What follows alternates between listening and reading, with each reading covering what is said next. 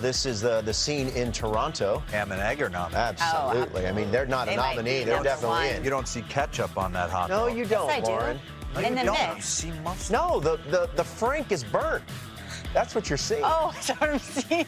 I didn't realize. I didn't see that either. The hoodie part of it Ketchup. changes everything. What does that mean, Dan? Well, I mean, good morning. a Frank doesn't have a hood on it. You know? God. I can't keep up with you. Dan. No. Dan O'Dowd, we're glad you're here to try to make some sense of, I don't know about that. of what happened yesterday, Sure. particularly in the Mets. But let's go front and center, give you just a little snapshot of what went on around Major League Baseball. Guardians, Astros, what a night for Framber Valdez. Stole the show. Cam Gallagher lines out for the final out, and Framber Valdez becomes the first left-handed Astro pitcher to throw a no-hitter. Third fewest pitches in a no-hitter since 1988. And the Astros on what started out as a big day ends in a big night. Astros win 2-0. Reds, Cubs. The Cubs hit 7 home runs. That tied a franchise record. Dansby Swanson, Cody Bellinger, Mike Tauchman, Dansby Swanson, Nico Horner, They could Patrick win that Wisdom, division. Miguel Amaya, I agree. Ryan Sandberg, Mark DeRosa, Cliff Floyd, Derek Floyd Lee. went deep last night. Derek Lee also hit on the side. Who just gave it to Go Derek? Cubs, go! Mike Trout video Padres, that bolted after Rockies, hashtag. Juan Soto a 3-run homer, and then a solo home run. And You know, the where Padres. he hit both of those home runs is hard to do in Coors Field. Even in Coors Field, those balls are smoked in the left center. That is a big outfield there in Denver. Padres do get the win 8-5. Phillies, Marlins. Nope, not Phillies, Marlins. D-backs, Giants. D-backs, Giants. This guy, he shows up. Lamont Wade. Late night Lamont. He's good. Oh, And Patrick Bailey back picking fools to end the game. that's tough. That is feel bad for the runner there. You do? Yeah, I do. I don't. Come on. Phillies, Marlins. Why you didn't? Nick That's why you didn't Castellanos. compete. I don't feel bad for him. Nick Castellanos, a big blow. Slider. An RBI, a 2-run homer off David Robertson. Remember, the Marlins got him recently to fortify the back end. He went in with a 1-0 lead in the ninth, but ultimately couldn't hold it, and the Phillies win on the road 3-1. Let's go StatCast, powered by Google Cloud. Michael Harris II. That's ninth. Yeah, it's a 9-hole hitter. The Braves, I believe, have Would bat in the top 3 in this one, by the way, 75% of the an other. exit velo almost 108 miles per hour. I believe the Braves have 8 players, double They have figures them in all homers. signed for long term. It's crazy. And they also have this guy. 9 strikeouts, 6 Wyatt 2/3 innings. He reaches 200 strikeouts faster than anyone in Major League history, breaking his own record, by the way, which he set last year.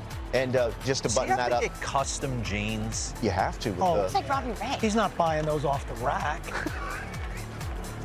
Jordache. About the size of his Jump off a building. Jordache. Yeah. Oh my God. He's wearing Jordache. Age yourself, would you? And Calvin Klein, maybe. Mets, Royals, a rare way to end the game. Josh Walker Did it pitching. right there. And then, And Alvarez MJ saw it. Melendez scores on a walk-off balk. That's a tough way to lose. Royals win 7-6. As far as what happened earlier, here's Billy Epler on the deadline moves by the Mets. We're just trying to restock and reload a farm system. And so, you have to kind of go through a little bit of pain to get where we want to go. But, I feel that the organization, is making strides towards a better future. Going into 2024, we don't see ourselves that we'll have the same odds that we did in 2022, 2023, but we will field a competitive team.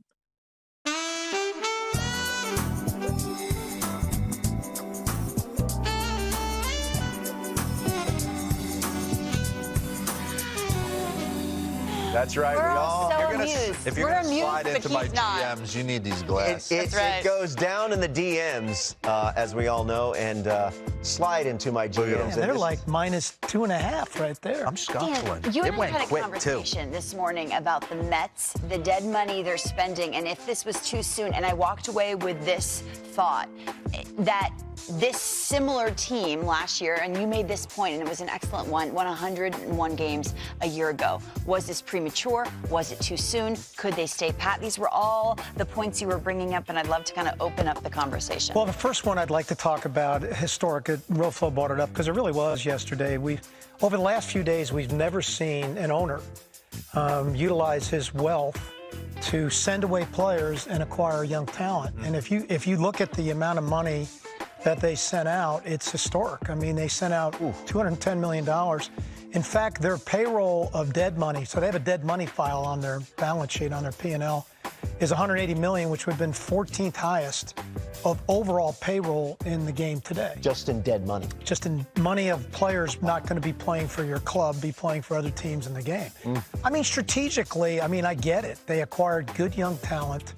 So they're, as Billy talked about very well, is that their future looks brighter if they develop players well. You know, when they talk so much, we want to be like the Dodgers. Like, the one thing we've got to hit a pause button on, and it always gets back to this for me, and D-Rose, you get this. You have to evaluate players well. You have to be able to draft and develop players. Period. So, you know, they added good players, but they now have to develop those good players into either impact players or contributors. What the Dodgers do really well, I group players into three categories. I talked about it yesterday. They're impact, contributors, and value. Good organizations take the value players and make them contributors, and take a few contributor players and make them impact. And the impact players they have, they create sustainability within those impact players. I think the Mets, I looked at it, historical return on their players over the last 5 years, about 9% of the players they draft to get to the big leagues. Wow. That's just not enough. Wow. Dodgers are pushing 30. I saw this too, of the prospects that get traded in the deals. You did this yesterday. How many of them do you think make it to the big leagues? Well, how many are impact when they make it to the big leagues? 3%. 3%. And then 11 so we love all these prospects, and we should. You got to draft and develop. Like, the Baltimore Orioles are good because... What's their percent? If the Mets are 3, what's... No, the entire landscape of baseball's 3%. But you said it's 8 for the Mets? Well, the players the Mets have drafted, 9%, that get to the big leagues and play any kind of role at the big league level is not impactful. It's about 9%. And for the Orioles, what would that be? I didn't do it, Lauren, but I would imagine it's triple that number. Wow. So let me ask you a question. Is this a Stevie Cohen telling Billy Epler, I'm tired of watching the current product? I don't think so. And I want you to do something different? No, I don't think so, because you have to... This is Billy going to him? I think you have to know what you didn't know. I mean, I think Billy recognized, like we all did, very difficult to create a model where you win at the big league level, but you don't have enough young players to have any sustainability to win or to trade to continue the process going. But one of the things we didn't talk about yesterday, and I regret not talking about, I'd love to just mention it here, is what happens if they stand at pat? Like, so they won 101 games. They're the now Padres, they're not going right? to. So was last year an aberration, or is this year an aberration? They had a disjointed spring training because of the WBC. That's just the reality of it. They had early season injuries. They lost their premier closer to a freak injury in the WBC. Yep. And their best players had bad years. Does that make them bad players? No. I don't think so. And then the other thing that we don't talk about, teams become really great when there's a continuity of the product. You know, they get to know each other. They know their personalities. They know how to poke one another. They get it. Now what the Mets have is they're going to have a revolving door of players. If they go out and try to replace their starting pitchers, you know, they're going to have to commit multi-year deals. Are they going to sign players that have been given a qualifying offer so you lose draft picks? Right. All those pitchers were on expiring contracts, so they weren't. Though they made a lot of money, they weren't there for a long period of time. So you wouldn't have done this. Look at this list I'm not here. saying I wouldn't have done this. So when you look at this list, Dan, and you look at the landscape of the division they play in and the teams they have to compete with, where do they go from here, i.e. players like Pete Alonso? Well, that's my point, Robert. So what happens? Is that would I have done this? I don't believe you walk into the water and succeed in this game when the water goes up to your waist. Either you go in and swim or you don't go in the water. It's very difficult to win. Let me explain why that is to you. You send your scouts out to look for players. Right. Are you looking for players that are going to make an immediate impact in your future? Or are you projecting upon more deeper players. The Mets, in their trades they made, they went long haul. Yeah, they did. They went longer length. And they got good They did. prospects. They paid for them, but they had to, right? They did. And they kind of had 2 drafts in this trading deadline of the players they got back. Sure. So, but You like Drew Gilbert? Oh, I do. Yeah. I don't know if Drew Gilbert's going to be an aircraft carrier because of lack of power, but I think he's a Lenny Dykstra winning type player. Mm-hmm. And so I like the players they got back, but you can't stop there because their system is nowhere near good enough to be able to provide sustainable winning model. Man, so this is just the start of it. And the other thing I think clubs have a abhorred ability to want to do is to be transparent with your fan group. Yeah. You know, I didn't early on in my career, and I paid for it when I went into Colorado and I traded Vinny Castillo and Dante. I mean, I blew up the Blake Street Bombers. I mean, and everybody then wanted to blow me up. And what I needed to say then is that, hey, our minor league system stinks. Yeah. We have no good players. It's going to take us years to draft and develop. There's no reason to hold on to those players. No one says that. I know. And yet fans in today's game... Max Scherzer came out and basically told you. Yeah.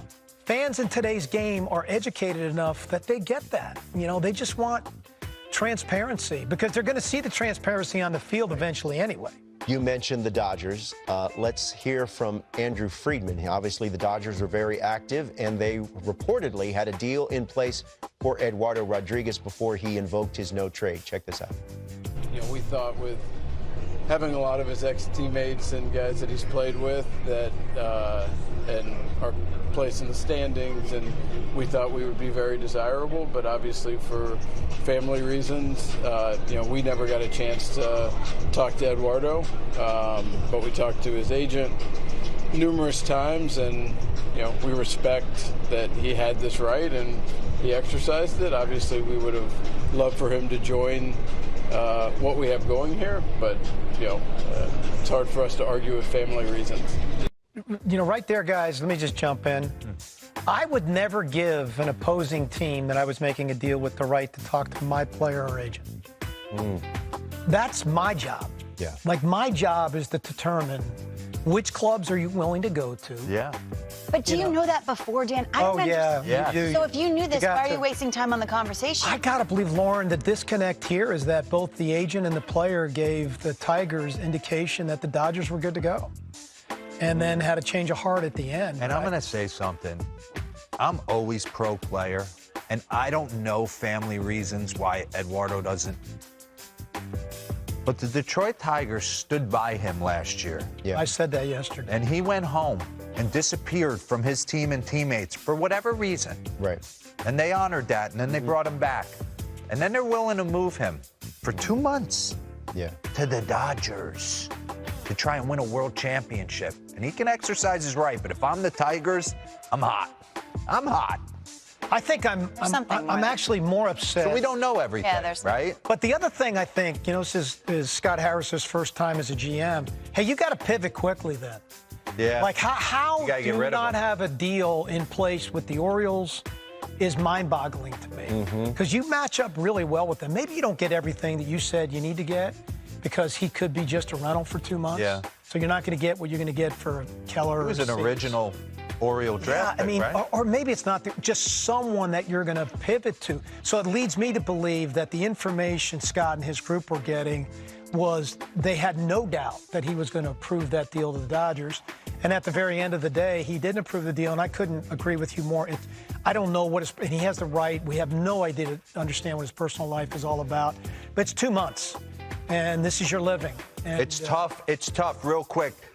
When you give out these no-trade clauses and the players, if you can get them, because I obviously wasn't on that level. And when the phone rang for me to get traded in the offseason, it wrecked me. Yeah, no trade clauses to go to aircraft carriers, not to anybody else other than aircraft carrier. Yeah. And he's a good player, but he's not an aircraft carrier. I love the perspective there. Hopefully you guys got a little taste or a little bit better picture of what went on with both the Tigers I love the and the purple Mets. background. Yeah, I like that too. I love the music. I love the music too. It's grown, it's sexy, and that's what Dan. I got a lot of purple in my wardrobe. Absolutely.